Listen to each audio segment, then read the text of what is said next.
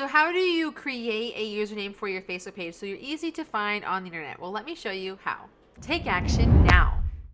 Hi, my name is Desiree. If you're looking to grow your business with better social media and content marketing, take action now. Hit that subscribe button and the bell below. Let's head over to the computer where I'm going to show you how to do this.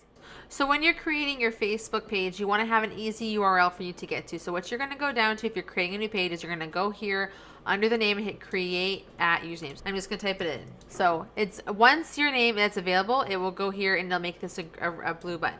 Okay, so I have this. I can hit create username. Now, whenever somebody wants to find this page on Facebook, all they have to do is go up here to the top, hit facebook.com and put the name in, and it will show up as the Facebook page that we just created. Now, if for some reason you need to change your username in the future, watch this video here where I show you how to change it, and watch this video here because YouTube thinks you are really going to like it. Until next time, I'll see you soon.